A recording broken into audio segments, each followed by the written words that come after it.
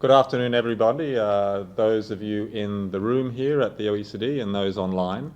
My name's Anthony Cox and I'm the Deputy Director for the Environment at the OECD. And I'd like to welcome you today to this Green Talk Live, where we're going to be discussing how to scale up climate-compatible infrastructure with some insights from the work that's been done on national development banks in Brazil and South Africa.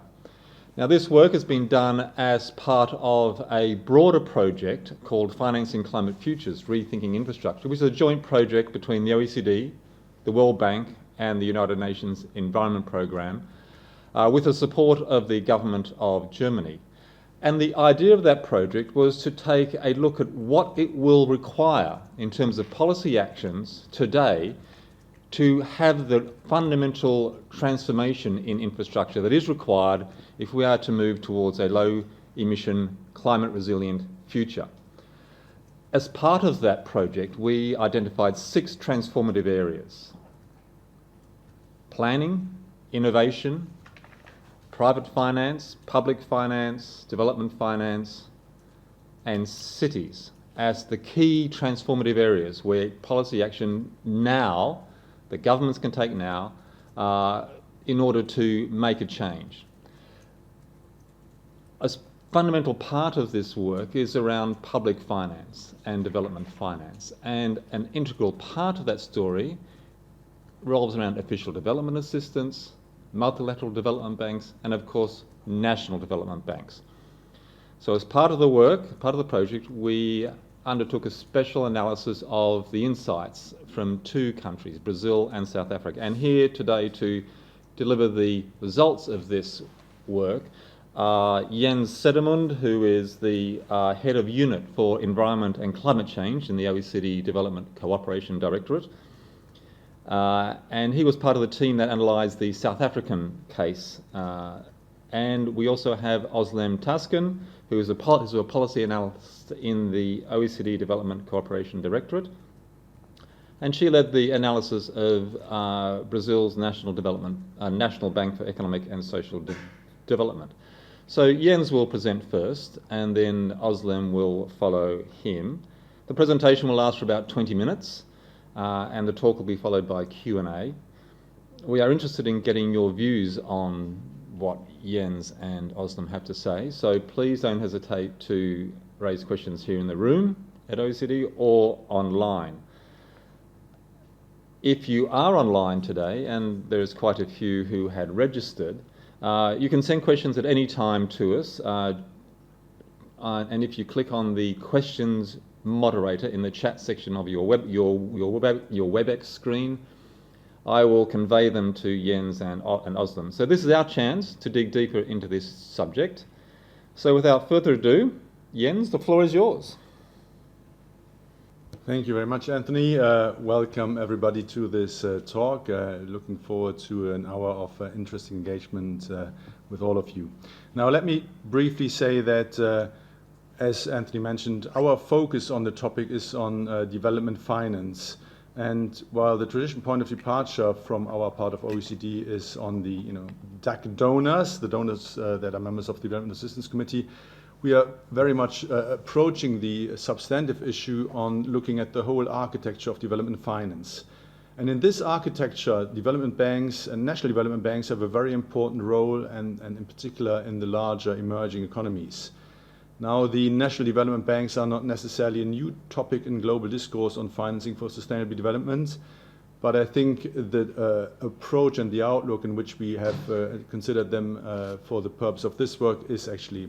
And when we look at these development banks, we do not only look at them in the role of direct financiers of development interventions, but more broadly on the contribution to mobilize sustainable finance towards the delivery of the Paris Agreement.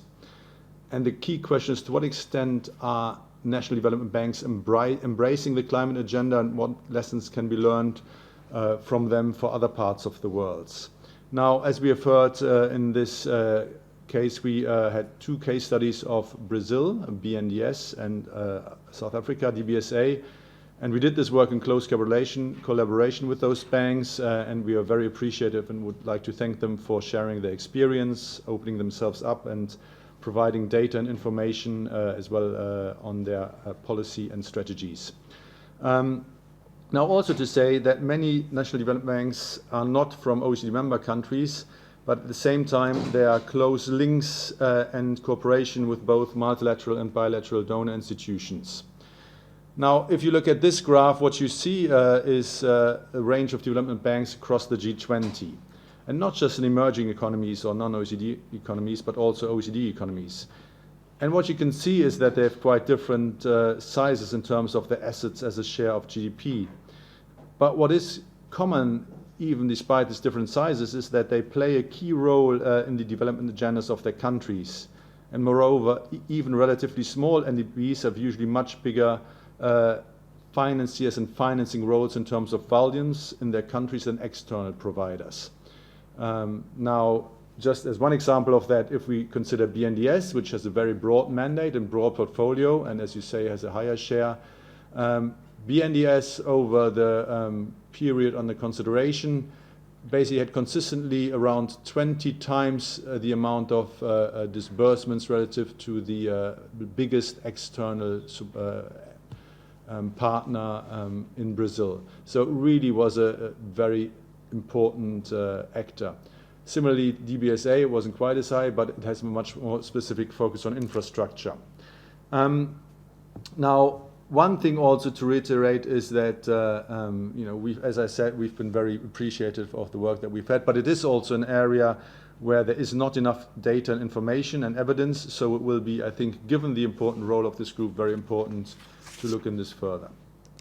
Now let me just say a few words about the relevance and the value added of national development banks that we see before then passing over to Özlem to introduce the two case studies.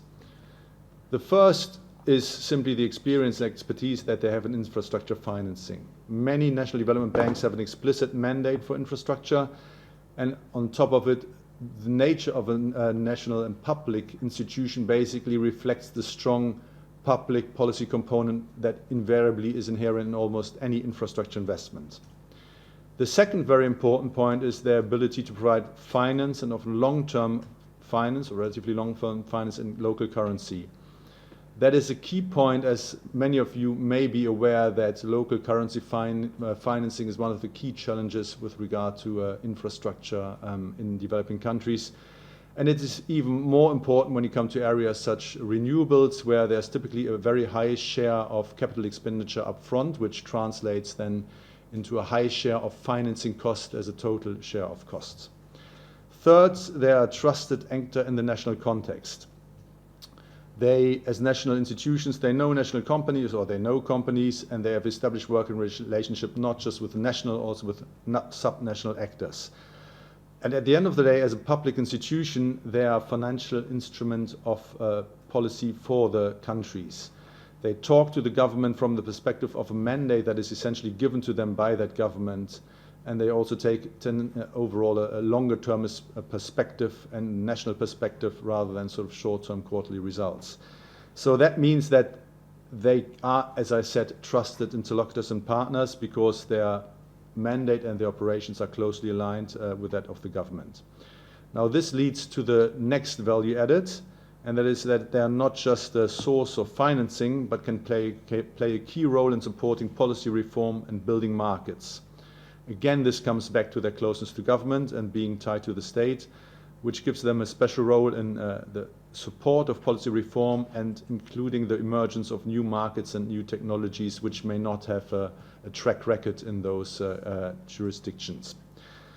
Finally, through these combined assets, national development banks also have a potential of unlocking financing at scale from financial markets that is financed beyond their own balance sheet, as they are in a unique position to mobilize commercial capital and build products and new markets in their own countries. And let me stop here and pass over to Özlem for the two case studies. Thank you, Jens. So what we now want to do is really hone in onto the two case studies that we've had. There's a lot of meat in this analysis. but I'll try to keep it really short, and then we can answer a couple of your questions in the Q&A section. And we'll start with BNDES, so the Brazilian case. So for context, a couple of the main features of the bank on the left-hand side of the slide that you can see. BNDES is a development finance institution under what is now the Ministry of Economy. The supervisory institution has changed in the last couple of years from Ministry of Planning, Finance, and now what is now the Ministry of Economy. It is one of the largest national development banks globally. As we have seen in the previous slide already, in 2015, the share of total assets as a percentage of GDP stood at 16%. In 2017, that share stood at 13%. And then for another size to be able to really get a sense of the size of the bank, in 2016, the overall loans disbursed of BNDES stood at $23.2 billion, and for the same year, this is only 5.7 billion less than for the World Bank, but globally. So, just for you to get a sense of the size of this organization, this development bank. BNDES has had an undeniably important role in infrastructure financing and in infrastructure promotion in Brazil. It is estimated that the bank has contributed 70 to 80% of infrastructure financing in Brazil over the last 10 years. And then when it comes to its resources, the bank follows very much traditional design aspects of development banks. So the large majority of its resources come from the government, and then to a smaller degree generates resources through its own returns, but then also through bond issuance. But this is more and more important in the last couple of years. Then on to specific support for climate and environment on the right-hand side of the slide. At the time of writing, so this was very much the second part of 2018 and then early 2019, the bank was in the process of finalizing its new mission, its new mandate, and its new strategic guidelines that are then, of course, very much important for the overall bank. And this mission and these strategic guidelines that will really determine and drive the overall institutional practice has very much determined and underpinned by social and environment responsibility policy of the bank, and then also its corporate social responsibility action plan. So the reason why we're emphasizing this is that through this new mission and the strategic guidelines that have been developed in 2018 or towards the end of 2018 and 2019, the bank really aims at systemically integrating social and environmental considerations in all of its financing, so not just in the green and in the climate part of its financing. In 2016, the bank has withdrawn support for fossil fuel-based energy projects, very much in response to supporting the delivery and achieving Brazil's national determined contributions with quite ambitious targets on the energy mitigation side. The bank has in place differential pricing to encourage renewables, and what is important within that respect is that it also differentiates between different renewable energy projects. So, for example, wind energy projects receive considerably less preferential financing than, for example, solar energy, because the wind energy market is very much more developed in Brazil than is, for example, the solar power market. And this development of the wind energy market is also very much a result of BNDES support in the previous years. Then BNDES is also an important national actor on climate change and environment in particular. It is managing the National Fund on Climate Change, and it has a public commitment to drive the delivery of Brazil's NDC, as mentioned before. Then what we can see on this slide is very much the results of these frameworks, policies, and approaches that I've mentioned before. On the left-hand side, you can see in the smaller circle that the share of green finance in overall disbursements is at 22%. And then in the larger circle, we looked at the green finance disbursement in particular, and then disaggregated that to subsectors, to sectors and subsectors. And there you can see that BNDES is not just focusing on infrastructure, but on a few other sectors as well. But within that, renewable energy and energy efficiency is very much the bulk of these activities. Then on the right-hand side, you see, I guess, the trend of disbursements, and then also within that, disbursements in green economy related activities.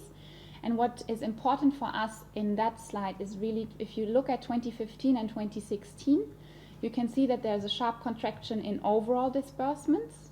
And then the blue line shows you the share of green finance disbursements of overall disbursements. So 2015, 2016, there was a sharp economic slowdown, and at the same time, the bank revised its funding structure. But you can see that the green storyline of BNDES is still being maintained through all of these changes. Yes, that was it to BNDES, and now we move on to the Development Bank of Southern Africa. Again, a couple of the key facts and the main features. DBSA is a much smaller bank than BNDES, as we saw in one of the initial slides. It's again a public financial institution. This time the sole shareholder is the National Treasury. It is one of 3 national development banks in South Africa. It is the national development bank that has a sole focus on infrastructure financing. And what is interesting about DBSA, it's the Development Bank of Southern Africa. So it's operating domestically, but it's also operating regionally in the SADC community. Its resources, and this is also something very interesting for us, it's following much more the NDB model. So it's raising resources on capital markets through so-called callable capital. And from what we understand from DBSA colleagues when we conducted the case study, is that it doesn't receive for most or some of its financing government guarantees. So it means that for the funding and the financing projects that it engages in, it needs to create resources, because otherwise it cannot maintain its financing model and then also its operations. Then, related to that, and this is also how the OECD in general has engaged in the last couple of years with DBSA, is the blended finance agenda. DBSA has a dual focus now in its corporate scorecard on both disbursement and catalyzation. So as a background for those that are maybe not that familiar with development banks usually, traditionally, they focus on their scorecard on disbursements or commitments, because traditionally this has been seen as like the footprint to see how the development bank is doing. But in the spirit of not just financing infrastructure, but also mobilizing additional resources to finance infrastructure, DBSA has, I believe, in 2018 introduced this additional focus on its scorecard on catalyzation. And in the 2018 annual report, the way that it's being described is that the aim of DBSA is to catalyze third-party commercial capital in between 28 and 116 billion rand over 3 years. And while the spread is quite large, the important thing here is really to showcase that the bank is really aiming for this in a first step. How the bank wants to do this is to engage in more project finance structures, to de-risk in order to crowd in, again, third-party funding, and then also to engage to a greater amount in investments in early-stage programs and project development. So that's as context. Then moving on to more the climate and the green finance aspect of DBSA. Again, similar to BNDES, DBSA has very much a clear mandate on environment on environment and climate through several policies, be it social and environmental safeguards framework, appraisal frameworks, etc. But then additionally, DBSA has a dedicated climate change policy framework, sort of like to complement the suite of policies that it also has in place. Within this climate change policy framework, there is a climate finance target of 35% of annual lending by 22%. So this is not something new in the multilateral development bank space. All of the multilateral development banks have climate finance target. But in the space of national development banks, this is really an interesting step that we see of one of the national development banks. Then equally important is the bank reports in the bank's regular development reporting. It's including now climate change indicators. So the way that the bank reports to the government, but also internally, projects are not just being, success of projects are not just being, measured and assessed through development reporting, but also climate indicators are being included in this, really down to the activity level. Then again, we have a couple of green windows, just as in the case of BNDES. In the case of DBSA, this is, for example, the South Africa Green Fund, which is quite a big fund that is being managed by DBSA. But then also importantly or notably, there is also a GCF project, which is the DBSA Climate Finance Facility, which again has very much the planet finance agenda at its core, and also again doesn't just focus on South Africa, but more broadly on the SADC region. And then we have on the right hand side a couple of the numbers. There we can see that DBSA is really focusing on infrastructure financing. The numbers are not so much comparable, are not directly comparable to BNDES, because here we have commitments. In the case of BNDES, we had disbursements. So this again really highlighted to us that there's not so much data and information available, so that we can compare the activities of NDBs across countries, as Jens mentioned in the beginning. For multilateral development banks, bilateral development banks, this is much more so the case than as we can see for national development banks. Yes, so we can see two different banks, but there are also certain important commonalities. And with that, I hand over to Jens. Thank you. And just one last slide to go through. Again, putting together some of the key findings that we had through this contribution to the financing climate futures, with a focus on rethinking development finance for infrastructure. The first is basically, as we heard, that institutions are driven by the authorizing environment provided by the mandate and strategies that drive them, and by the direct incentives and targets for performance, both institutionally and for staff. And that is why it's key that these mandates and strategies and incentive systems are clear and explicit with regard to integrating climate, but also with regard to the need to mobilize broader resources and not just focus on what is still a relatively limited amount of financing and assets relative to the need for mobilization. Because at the end of the day, it is obvious that it's not possible to achieve sustainable development unless infrastructure will be low emission and climate resilient. And so it is directly relevant to the development mandate that these institutions have. The second point is transitioning from financier of infrastructure to mobilizer. As I mentioned, this relates to national development banks, to development banks more broadly, and the changing role that they are seen to be playing or need to be playing in the future. And that is, again, a basic function of the scale of needs related both to the development and the specific climate dimensions within that. And in a nutshell, they need to define their role and measure success through maximizing impact and mobilization, rather through focusing on the achieving the disbursements that at the same time are the basis of their business model. Again, this relates directly to the mandates and incentives, and it will, as I mentioned, affect the business model. In this regard, it was really very interesting to see how DBSA has embraced this change, increased its institutional focus on impact, and introduced institutional key performance indicators that explicitly relate to catalyzation and not just on the traditional focus on commitments and disbursements. Finally, and very importantly, NDBs need the support and the demand, so they need to be challenged but also supported from their governments. As we said at the outset, they are government-owned institutions and directed and clearly influenced by a governed policy and mandates. They can only be as strong on climate, on impact, on their ambition as their governments want them to be and push them to be. And at the same time, they also have this ability to provide their own governments with a view on what is possible and how the frontiers of opportunities are shifting and what's required for that in terms of policy and regulatory measures. As a very final point that's not on there, that also came through, for that also the engagement with international partners is key. Both BNDES and DBSA, as we saw in our analysis, have a long-standing record of working with international partners.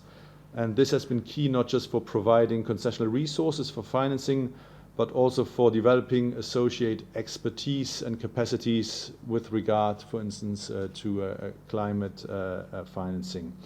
and they are again centrally positioned and a central channel for, or partner again for these international development partners through that also be able to reach the countries more broadly. As a very final point, we see much more scope for work in these areas because we believe in the relevant role of these institutions, which has recently not been, I think, adequately appreciated. And this can go into different geographies, go further into specific issues, or look at NDBs in different income contexts.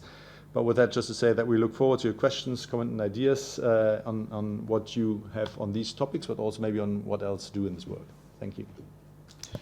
Thank you very much, Özlem and Jens, and that was a really fascinating insights from your work in South Africa and Brazil, and this very important issue about both greening financing and financing green, and the role of national development banks in that.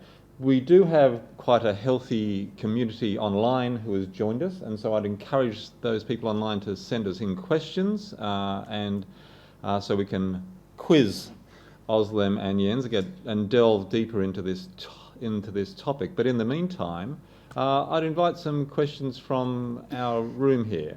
So we have, let's start with, if you can identify your name and your affiliation and your question, and then please go. Yeah, thank you. Nice to meet you. Thank you for your presentation. My name is Li Jinfeng. I'm from OECD Nuclear Energy Agency. So I'm quite interested in the last point. I'd like to know how the international organizations could help the national banks for green financing. For example, in your directorate, have you developed any guidelines or identify some best practices? What are your next step plans? Thank you. Thank you. Good question. We might gather one or two from the floor here. Kate and then Alexa. Hi, thanks so much for your presentation. I had one question about I think we kind of talked about one side of the climate coin. I'm wondering, how can national development banks focus a bit more on the adaptation and resilience aspects of the climate compatible infrastructure? And Alexa. Hi, this is Alexa from the Environment Directorate. Thank you very much for the presentation.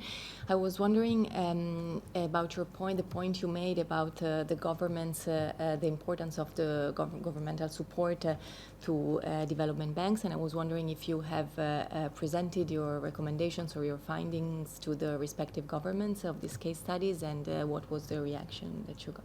Thanks. So 3 good questions there for you. Who would like to kick off? Someone has to start. Okay, then I'll give it a try. I think I'll go in the chronological order. So how can international organizations support national development banks? For example, in the case of DBSA, what we understand from our colleagues. If you remember, we mentioned this DBSA climate finance facility. What we understand from our colleagues at DBSA was that the process of going through this to actually have this project so that it's being operated, they had to go through a process where that very much strengthened their environmental and social safeguards, right? Because that is a prerequisite to get a GCF project. So they don't just have now these additional resources, this additional climate finance facility that is GCF financed, but also in the process of doing so, their environmental and social safeguards were very much promoted and very much have now more teeth, and that will then have implications for the entirety of its operation. So that's just one example. Then Kate's question on how can they focus more on adaptation and resilience. Tricky question. I think it also applies, you know this as well, right? It not just applies to the national development banks, but more also the multilaterals, bilaterals, the regional development banks. Yeah, I think what we have seen is that climate risk screening is very much in place in development banks across the board. But what we are also seeing is that in different development banks, you have different climate capacity in different units, let's say, right? You can have climate capacity in strategic, like more at the corporate level units, but then you don't have that in the implementation units.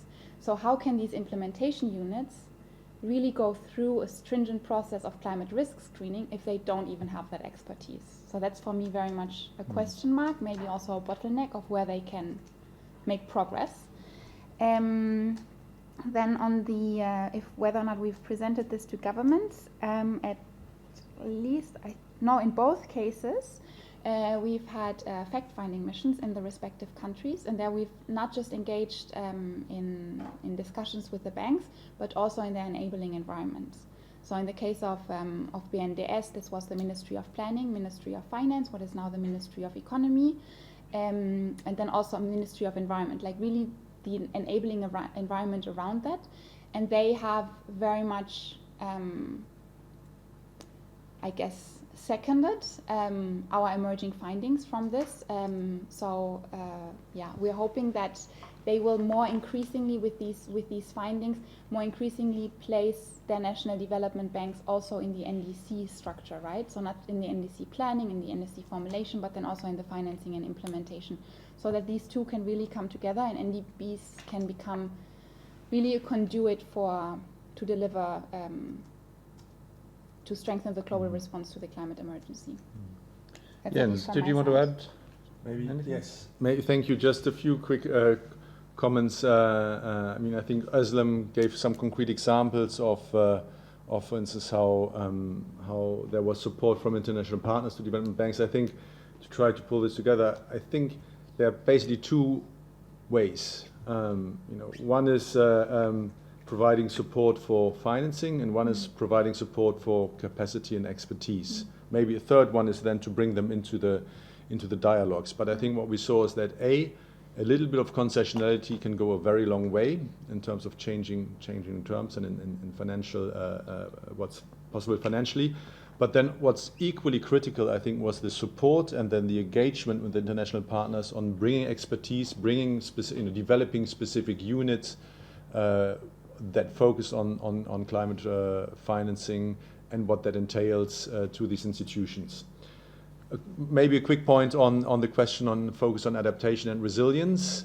I think that is certainly prominent already. I'm particularly familiar with the DBSA context, where this was very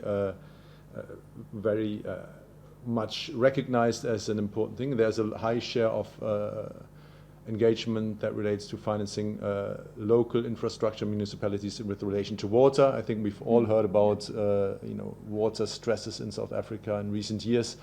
So again, there's a very high level of awareness, and I think any infrastructure that you would be considering now, just as a simple function of being purpose-built, needs to take into account adaptation and resilience issues. I think, again, the challenge is to translate that awareness into options and an understanding what you are able to do and what the best solution is. And I think there, again, often the challenge is that you're faced with complex choices, and it requires capacities to, I think, be able to deal with them. Maybe let me stop there. Yeah. Okay. Thank you. And I think your last point is really important, Jens. I think the key message from the Financing Climate Futures project was that the future of infrastructure is going to be radically different to the infrastructure of the last century. So national development banks in emerging economies have an opportunity to put in place infrastructure that is fit for purpose, that is not fit for last century's purpose. And this is the work you've done on the national development banks is key to identifying how that plays out. Now, we do have a great question online for you from very much thanks to Douglas Mason. The question is, you've highlighted the need for national development banks to mobilise finance. Can you talk about their role relative to private banks? Both, I guess, private banks in the emerging markets, in the emerging economies, and also, the private banks globally? Okay. Maybe I'll start with that, and just I like for that answer to refer to a specific example from South Africa. I think that the basic difference is that National Development Bank is based on a policy mandate. So the raison d'etre of the institution is to be able to do something more, to provide additionality relative to what the financial markets can offer. Now, an interesting example in that regard relates to the renewable energy independent purchase. Well, Independent power purchase. It's a very long thing. Sorry. Okay. Basically, the idea was to introduce into South Africa private infrastructure through photovoltaics, but there wasn't a business model. There wasn't a track record. There was no experience of financial intermediaries to say what is the risk associated with this. Now, South Africa has a fairly sophisticated financial sector, which is an advantage that is not a given, certainly in many developing countries. But what DBSA did, it worked closely with the relevant government departments to develop this REIPP program, REIPPP. And this included measures on the public side, notably an off-taker agreement to basically provide a guarantee that the produced energy would be bought. But then DBSA had the function of basically providing a cushion of comfort for the commercial banks by taking a subordinate position and taking a higher share of the risk. And they were able to do that actually with some concessional resources, because otherwise the financials wouldn't have worked out. So in the first tranche, they took a higher share of the risk, used a higher degree of concessionality to then give this level of comfort to the commercial banks who on that basis were able to come into the financing structure. Now, what we would see then in a matter of a few years, there were a number of rounds of these REIPP programs, financing programs, and over each round, the level of concessionality dropped. The share of DBSA in the financing dropped too, so the amount of basic public finance, so that at the end you could purely finance basically through commercial financing. And I think by the time we came to South Africa, there was just an official government policy which essentially said the most cost-effective way to finance South Africa's future energy needs would be through unlimited ability of adding these renewable options. So essentially there you can see how DBSA came in with a strategic role with the concessionality that enabled private finance to come in and then over successive rounds reduce the need for concessionality and reduce the amount needed from public sources. I think that to me was a very powerful story of how it should work. But I think that's still not what you see everywhere, unfortunately. Thank you, Jens. That's really good insights there into the role of different sources of capital being blended to make the projects attractive and the de-risking process as well. We have a question online, and I'll come to the questions in the room after this one. And this is from Richard Baron, who, in the interest of full disclosure, is a former employee of the OECD, but is now in charge of the 2050s Pathways Platform initiative. And Richard is asking us, would you say the non-green part of the bank's expenditures are neutral compared to, with respect to the environment and climate more specifically?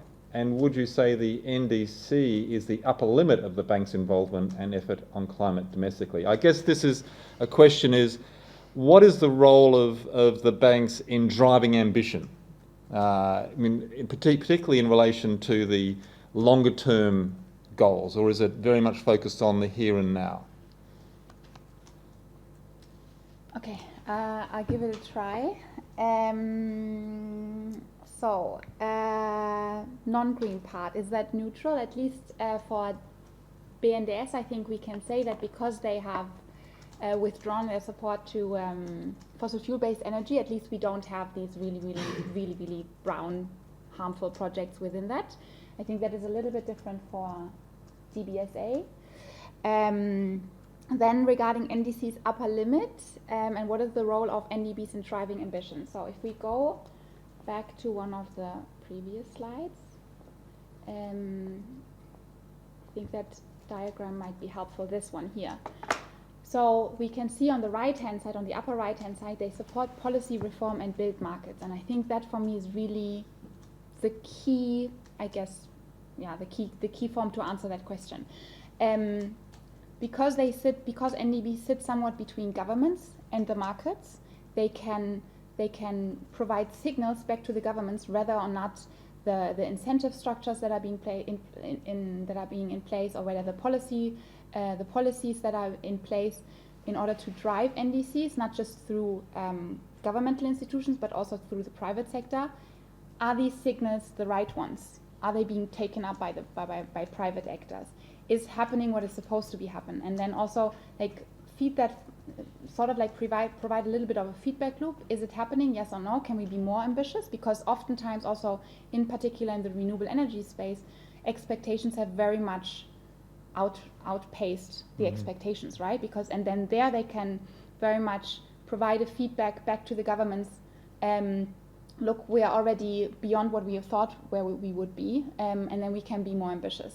In general, I think, NDCs is definitely not an upper limit. If you surpass NDC targets, NDC objectives, I don't think that should be punished in some way, because we know that needs to be progressively ambitious. So perhaps we can just drill down on that a bit, and maybe Jens, you might want to answer that. Just picking up on that non-green part of the bank's loan portfolios.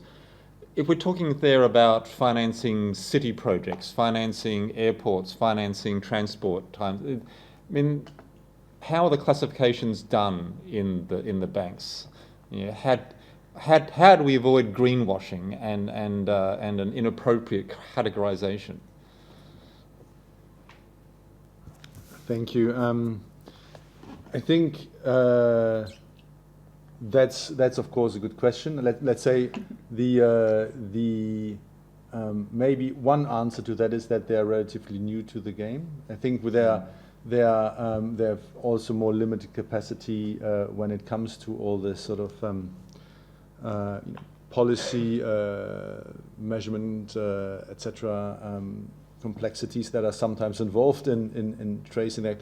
But at the same time, I think they may be, at least so far, look, there may be less of incentive to greenwash, because they are essentially so far responding to their governments, so they can say we stay within what our government does. What I would say maybe also in relation to the previous question is that, obviously these banks, they cannot change and they cannot define government policy, so they have to take it. That's just a fact that they are owned by national governments, and that's the same for any institution, whether you have individual government owners as a public institutions or you have a collectivity of owners. But I think what's very important is that they can tell and work with the government, and I think they could tell them if they felt some financing would be inconsistent with NDCs, for instance. But also I think they can talk to the government based on their mandate, and that relates to development, and it relates to financial sustainability of investments and of assets that at the end of the day are being seen to be part of government liabilities. And I think that's a very important factor, given that we know that climate considerations play a key role on both fronts. And again, at the end of the day, they are a trusted partner of governments who would understand that their National Development Bank is not basically a climate activist, but really talking about the long-term interests of the country. Thank you, and it would be very interesting to see what happens in the future in relation to things like climate stress testing of banks, both private, public and development banks. So we had questions down the end of the room, at the very back of the room, and then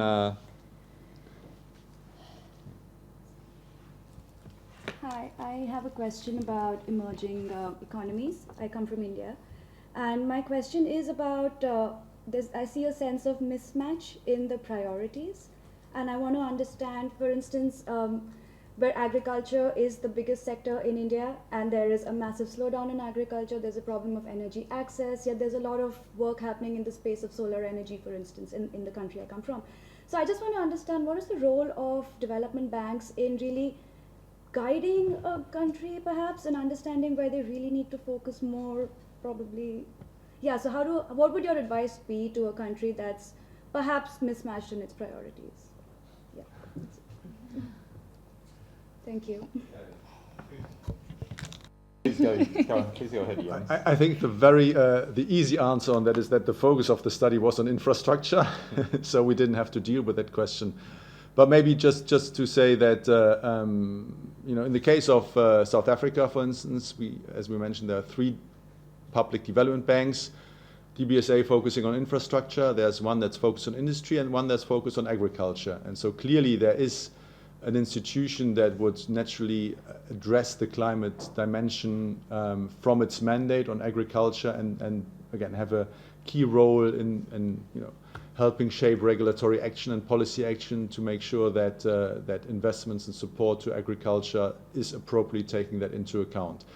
I'm not that familiar with India, but I understand there's a range of public development banks. I think some of them also focus on agriculture. But I wouldn't know enough to say, what are the particular challenges in terms of changing the production pattern and making sure that, there's energy access for agricultural support that is leading to climate-compatible agriculture. Brazil, I think BNDES has a broader spectrum, but at the same time, I think if you look at Brazil, you have a very sophisticated agricultural sector. They are major world exporters. What I wouldn't know is the need then for public interventions and what is being done to help change this very strategic government or the economy sector to ensure greater climate compatibility. I don't know, maybe if Özlem, you went into that even if it wasn't part of the study. I can add a little bit onto that regarding Brazil. So as Jens mentioned, this report is very much on infrastructure. But when we started our discussion with BNDES, but also with DBSA, so it was very much a collaborative approach. We told them this is what we want to do, and then they came back to us. And for example, in the case of BNDES, because agriculture is so important to the country, they said, at least, and there we can see it as well, don't just look at the infrastructure stuff. Please also look at the other sectors, because if agriculture is so important to our economy and then also to the development prospects of the country. Then maybe regarding to India, because in my previous capacity I did work on India. There I worked with IREDA, so the Renewable Energy Development Agency of India. But in India, as Jens mentioned, you also have NABARD, you have SIDBI that's focusing more on infrastructure, on industry. So you do have these different development banks in different country contexts that focus on different aspects, let's say, of the development spectrum, I guess. And then in how can they drive a certain mismatch, as Jens mentioned in the beginning, they are really tools of governments. They can't define their own mandate. So even if you have only one development bank in a country, and let's say it's focused on built hard infrastructure only, the bank doesn't have the capacity to say, okay, but look at agriculture. We all have these small scale farmers that are really stripped of their livelihoods, let's say. That's not something that national development banks can do, because they're very much defined by their governments. Thank you. Nelly. Thank you. I think I had a question, but my question was answered because I'm sorry I was a little bit late finding the room. And I understand now. My question was about infrastructure because I realized you put a lot of focus on infrastructure, and I was going to ask, is it only infrastructure, public-private, that these banks finance in principle, or they have other financial windows in their business operations? And I understand that it's not only infrastructure, but they probably finance corporate, they have corporate lending, they have other SME lending. I work on this kind of issues, and the focus of our program is on the former Soviet Union republics. And what we see there, for example, is that some of the most significant financing needs are on SMEs. There are countries where you have 99% of the companies are SMEs or even micro, like probably in India you'd have a similar structure of the economy. So it's important to look not only, what I wanted to say, not only at infrastructure, but also at some of the other sectoral issues. This is one thing. And the second thing which I wanted to say is about performance of these banks. Because you said that, I see they've been operational and financing green investments in infrastructure for at least maybe a decade now, if not more. And my question is, do they publish annually, for example, any reports where they report on targets, but not only in terms of, as you said, in terms of the share of lending, green lending, for example, of their total lending operations, but also specific climate-related targets. For example, I don't know, reduction of CO2 emissions or methane or anything like this. Do they have this kind of reporting for the government so that the government can use this information afterwards to revisit and reconsider and rethink their policies that they can ask the bank to further finance? Thank you. It's a good question. Let me maybe start. I think we addressed the first part, as you said already. So on the question of reporting and targets, yes, there are annual reports. And as Özlem said, yes, there are targets for climate financing. I think overall, this is, we've had some practice, we have some experience, certainly with multilateral development banks, with some of the major bilateral development banks.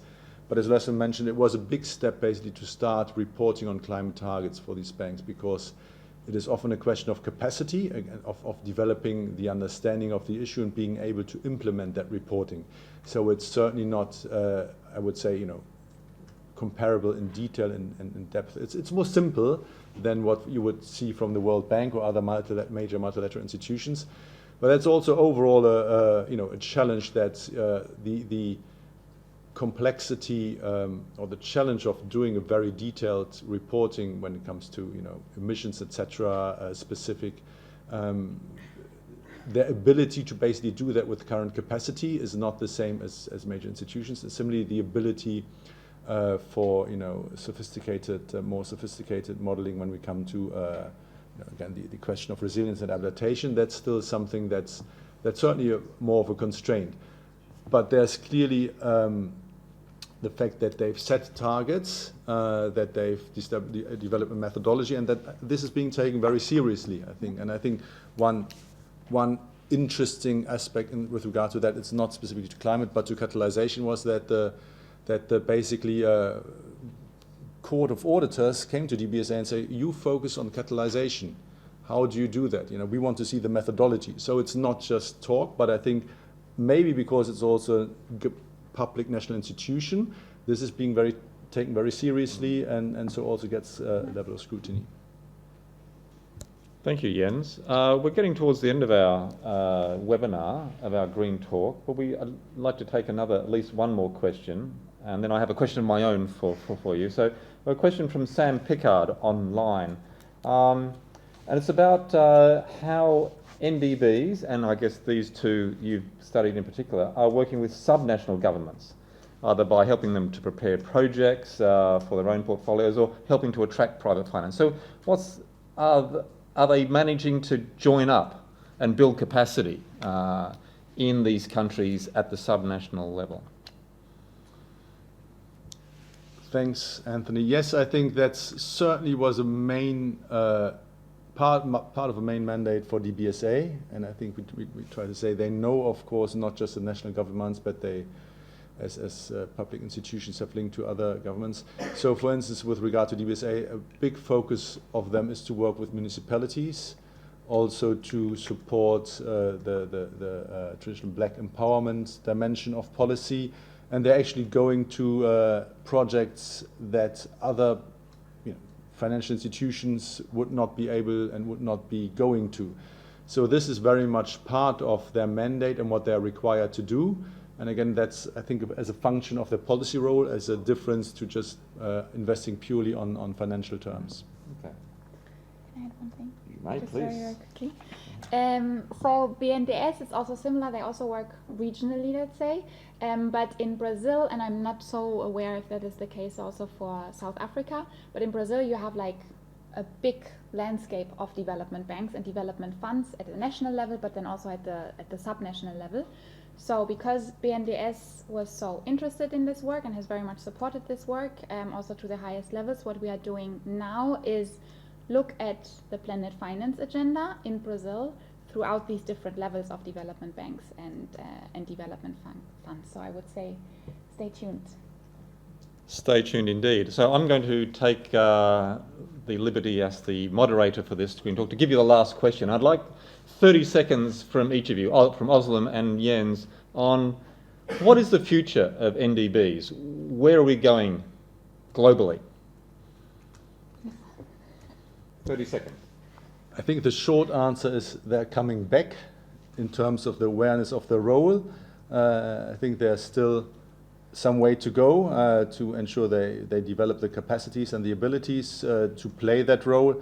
And of course, as they are a function in a way in terms of the government policies of what they can do in individual countries, there's also a key context about the level of development of individual countries and the role and abilities of national development banks, which of course varies whether you are in advanced, more advanced upper middle income countries or if you are in low income countries. But overall, I think there's clearly a trend to recognize them as a key role to play in the future of infrastructure. Özlem. I think I would answer on similar lines. They have been until now very much an underutilized conduit for the SDGs, but then also for ambitious climate action and then also delivering the objectives of the Paris Agreement. This work has generated a lot of movement, a lot of new thinking around national development banks, or at least contributed to that. We're very pleased to see that a lot of think tanks, other international organizations are now looking at national development banks. And they're very much moving now into the center, and then where it's basically being looked at. There's certain roles for multilaterals, certain roles for bilaterals, but if we really want to tackle the SDGs and then really want to address and achieve the objectives of the Paris Agreement, we need to look at the entire gamut, and national development banks are very central to that. And that's a good note to finish up on. I think the financial ecosystem is in evolutionary state and national development banks clearly have a big role to play. So thank you very much to Özlem and Jens. So if we could thank them in the usual way. Thanks for those online who joined us. You can download the report, which is this one, on the website that's on the screen, and you can download the bigger report on financing climate futures, which is also at that link on the screen. We are going to be at COP25. I understand that our colleagues here have events there, and there's a lot of OECD work will be presented at COP25. If you want to find out what is on, go to oecd.org/ENV, and there's a web page that tells you all the events that are on it in Madrid. This is our last Green Talk Live for 2019, so please keep an eye out for the next events in 2020. And the last word I have is for a plea for all you to support Movember, which is a fundraising and awareness raising initiative for men's health. Please Google up Movember and support us accordingly. So thank you very much, and wish you all the very best for the weekend and for the rest of the year and the holiday period. Thank you.